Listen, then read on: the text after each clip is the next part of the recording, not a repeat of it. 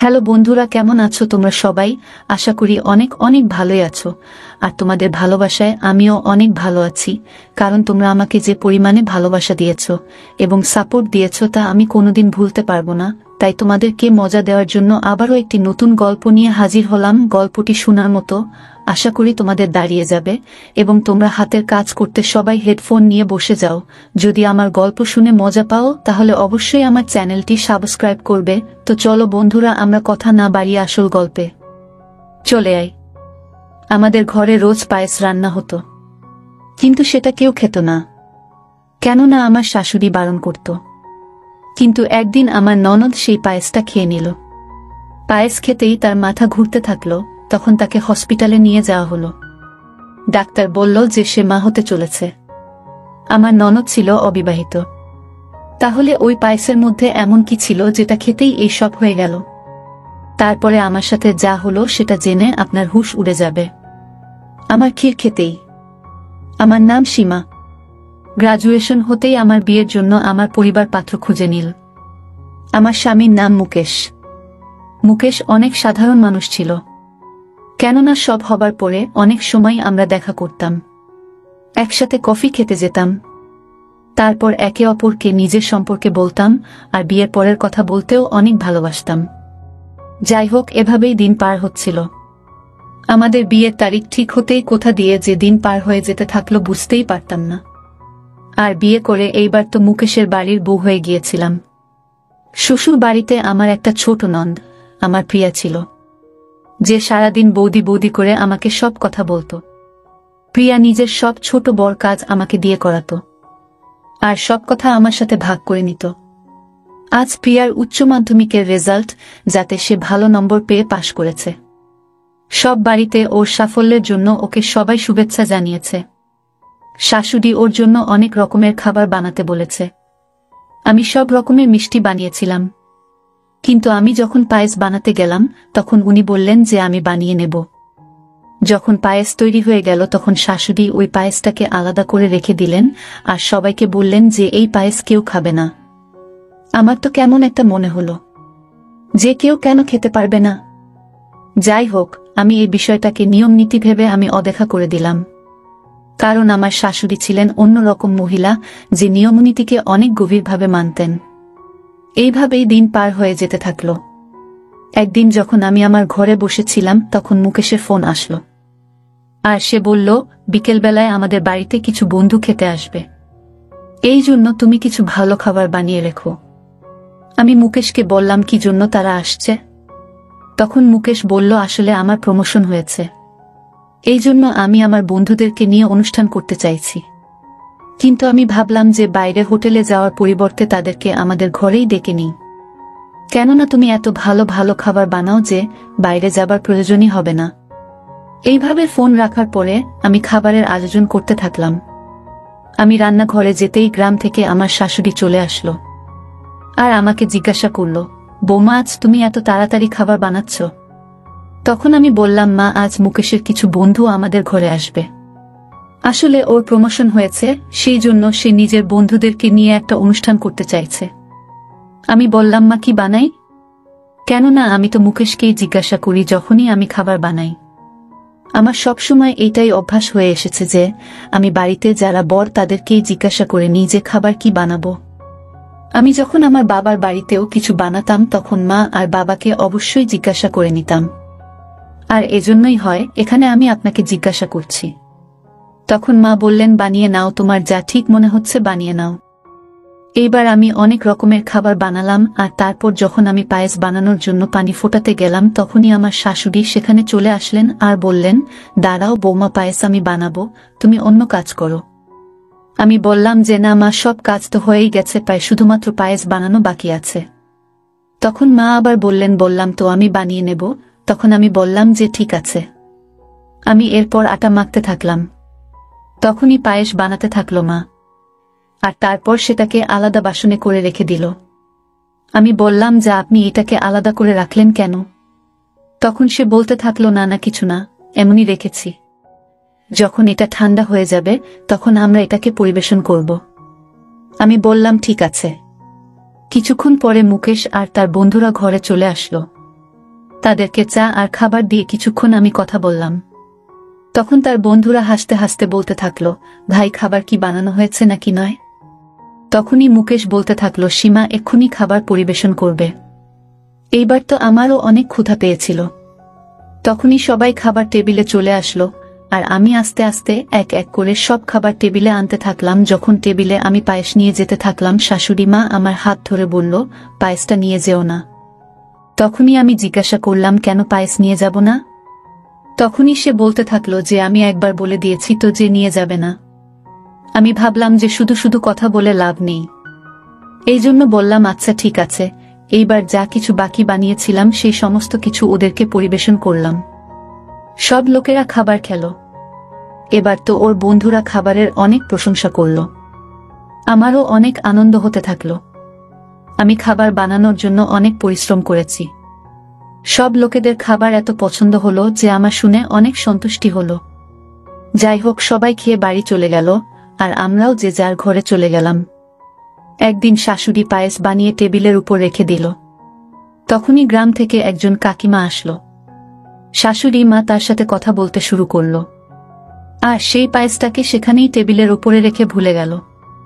তখনই প্রিয়া কলেজ থেকে আসলো, আর আসতে না আসতেই জিজ্ঞেস করে সেই পায়েসটা খেয়ে নিল। যখন আমি দেখলাম যে প্রিয়া পায়েস খাচ্ছে, তখনই আমি তাকে আটকানোর চেষ্টা করলাম, কিন্তু আমি যতক্ষণে সেখানে পৌঁছেছি ততক্ষণে প্রিয়ার সেই পায়েস খেয়ে ফেলেছিল। আমার এইবার প্রাণ বেরিয়ে যাওয়ার মতো অবস্থা হলো। এবার জানি না মা কি ব্যবহার করবে। আমি প্রিয়াকে বললাম যে এটা তুমি কি করলে? মা কাউকে এই পায়েস খেতে দেয় না, অন্তত খাবার আগে জিজ্ঞাসা তো করে নিতে পারতে। তখনই প্রিয়া বলতে থাকলো, বৌদি আমার এত ক্ষুধা পেয়েছিল যে আমি ভাবলাম তুমি বানিয়ে এখানে রেখে দিয়েছ, আর এমনিতেও পায়েস যখন তৈরি হয়েছে তখন খাবার জন্যই তো তৈরি হয়েছে, যা কেন শুধু শুধু বকবে? তখনই আমি বললাম, আজকের আগে তুমি কখনো পায়েস খেয়েছ? আজকে তুমি এই এমন তো না মা, এই বিষয়টা জানতে পারলে তো কখনোই পায়েস খেতে দেয় না, আর এর পিছনে নিশ্চয়ই কোনো না কোনো কারণ হবে, আর সেজন্যই সে বারণও করে। সেই সময় মা চলে আসলো সেখানে। সে কিছু বলতো তার আগেই প্রিয়ার মাথা ঘুরতে থাকলো, আর সে জ্ঞান হারিয়ে পড়ে গেল। এইবার তো আমি অনেক অবাক হয়ে গেলাম। আমার তো মনের ভিতরে এই ভয়টাই ছিল যে এই পায়েসটা খেয়েই ওর কিছু হয়েছে। এইবার তাড়াতাড়ি হাসপাতালে তাকে নিয়ে যাওয়া হলো। ওখানে ডাক্তার তার চিকিৎসা করল। যখন রিপোর্ট আসলো তখন রিপোর্ট দেখে আমাদের পায়ের তলা থেকে মাটি সরে গেল।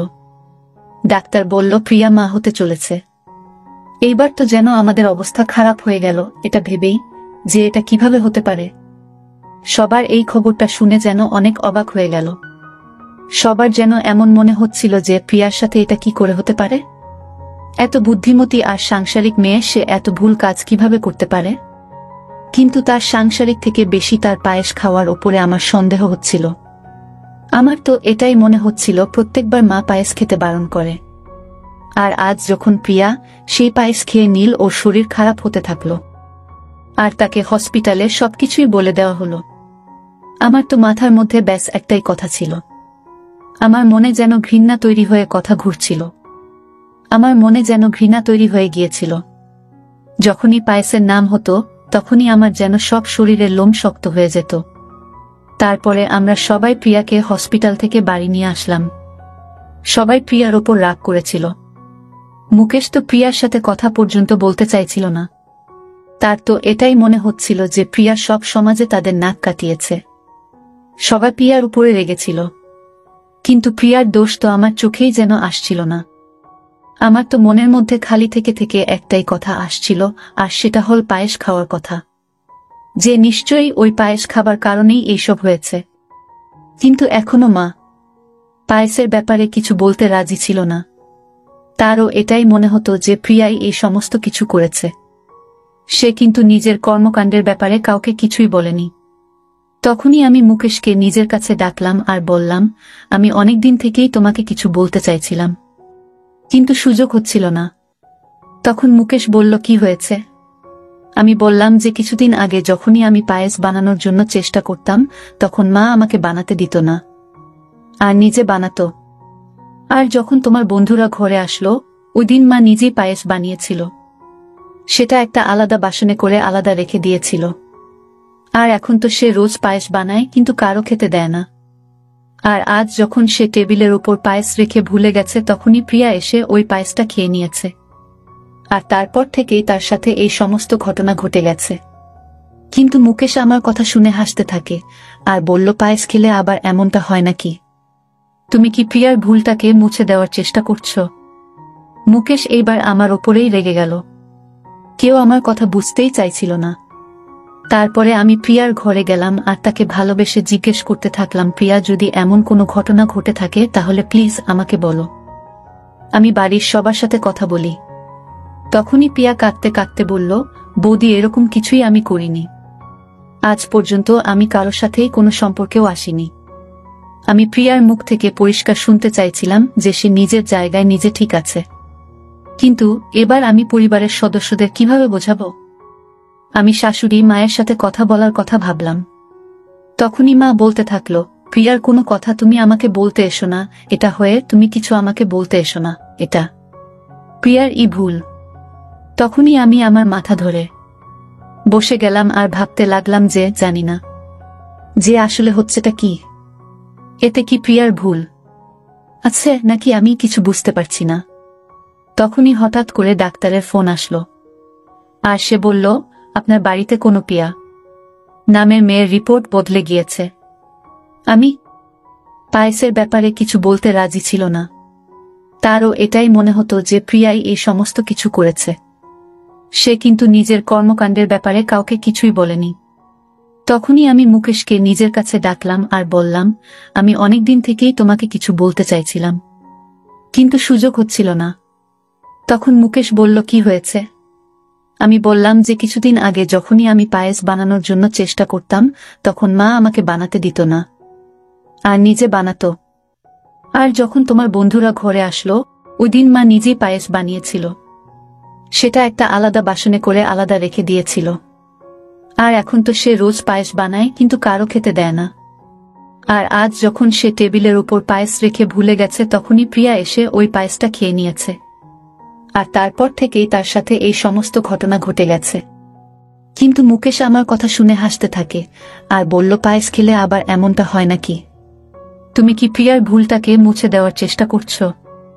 মুকেশ এইবার আমার ওপরেই রেগে গেল। কেউ আমার কথা বুঝতেই চাইছিল না।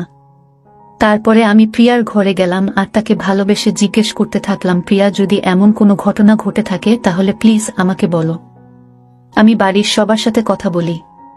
তখনই প্রিয়া কাঁদতে কাঁদতে বলল, বৌদি, এরকম কিছুই আমি করিনি। আজ পর্যন্ত আমি কারোর সাথেই কোনো সম্পর্কেও আসিনি। আমি প্রিয়ার মুখ থেকে পরিষ্কার শুনতে চাইছিলাম যে সে নিজের জায়গায় নিজে ঠিক আছে, কিন্তু এবার আমি পরিবারের সদস্যদের কিভাবে বোঝাবো? আমি শাশুড়ি মায়ের সাথে কথা বলার কথা ভাবলাম। তখনই মা বলতে থাকলো, প্রিয়ার কোনো কথা তুমি আমাকে বলতে এসো না, এটা প্রিয়ার ভুল। তখনই আমি আমার মাথা ধরে বসে গেলাম আর ভাবতে থাকলাম যে জানি না যে আসলে হচ্ছেটা কি। এতে কি প্রিয়ার ভুল আছে নাকি আমি কিছু বুঝতে পারছি না। তখনই হঠাৎ করে ডাক্তারের ফোন আসলো আর সে বলল, আপনার বাড়িতে কোনো প্রিয়া নামের মেয়ের রিপোর্ট পরিবর্তন হয়ে গিয়েছে। আমি কিছু বুঝতে পারছিলাম না।